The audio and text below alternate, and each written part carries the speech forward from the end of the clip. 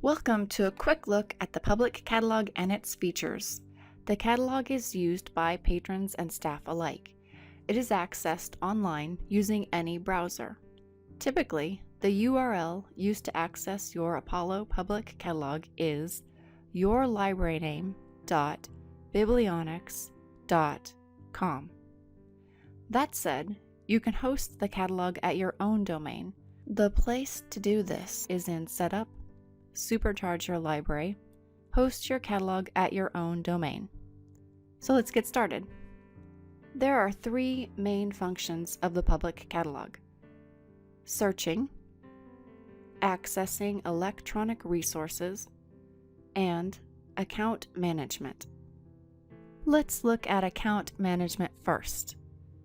Members log into their account using their card number with either their phone number or a password they set up in their account. We'll see where they can set this up in a minute. You, the library staff, can log into the member's account using their card number and any Apollo staff password that has the reference permission. Click the My Account button to open the member's account. The member's account information has 6 tabs: Account Info, Notifications, Items Out or Renewals, Reserves, Requests, Bookmarks, and History. Let's look at each of these a bit more. Account Info is the place where members can see and manage their account. Here, if you have it enabled, they can pay fines, and here they will see when their account is blocked. Members also can display their scannable barcode. They use this with a mobile device at the library. They can create a secure password. They can view their address and update it if you allow them to do this. And they can add an address, also if you allow it. And finally, they can manage phone numbers and email addresses. Notifications. This is where members can select which notification methods they would like for different circumstances, like overdue items and reserves. It is also the place where members can decide if they would like their checkout receipts emailed instead of printed, if you have this option available to them. And it's where they can subscribe to your library newsletter if you offer one. Items Out and Renewals. Here members can see what they currently have checked out and renew items, as long as those items are renewable. Reserves and Requests. Under this tab, members can select Reserve Express authors, defer their reserves, or make purchase or ILL requests. If you know about deferring reserves and Reserve Express, skip this section. We'll briefly look at each. Reserve Express is a list of authors you create that your members select from. These authors should be authors that are really popular at your library. With Reserve Express, members are automatically placed on reserve when new titles by that author are cataloged. Deferring reserves allows the member to select days from a calendar that they would not be available to receive their reserve requests if those requests became available. By deferring, a member does not lose their place in the queue. Their request is just deferred to the next member waiting. It's much like letting another person go ahead of you in a line at the grocery store. Bookmarks are simply a list of titles the member would like to remember. Apollo does nothing with this list. History. If you have enabled this for your members, here is where they can view their circulation history. Also, if you have it enabled, they can choose how much or how little of their circulation history you keep track of. Keep in mind that their choice to erase history does not affect your statistics. You will just get circulation counts with no member data attached. So that's the member's account. We're going to stay logged into their account because both searching and accessing electronic resources are enhanced when the member is logged in. You'll see what I mean in a minute. You've probably noticed these jacket covers scrolling across the screen. These are items that you've recently added to the collection. As you add items, this jacket cover crawl will drop items off and add new images. Each jacket cover links to the item's record in Apollo, so members can click the cover to see more about the item. You can limit what type of items appear on the crawl by media, so you can keep DVDs or other media from appearing in the crawl. This is done in Materials Authority Control Media. In Edit, each media has an Include in the Library's Image Crawl checkbox. You can also add your library's logo to the crawl. This is done in Setup, Catalog Customization, Library Logo in Crawl. And you upload the logo in Setup Logo. Now let's look at searching.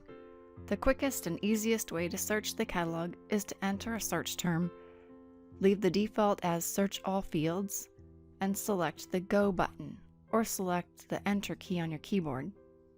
To find out what Apollo looks at for searches, see the Public Catalog chapter of the Apollo User Manual. Items in search results are color-coded to indicate whether they are available or not. Items with a green background are currently available, and items with a red background are not. An item might not be available because it's checked out, it's lost, or it's marked for mending. If you need to narrow down your search, there are several options. You can change the search drop-down default from Search All Fields to one of the other options. You can use the More Search options to do an advanced search and select a combination of up to 3 specific terms. The Series search will help you find items by series.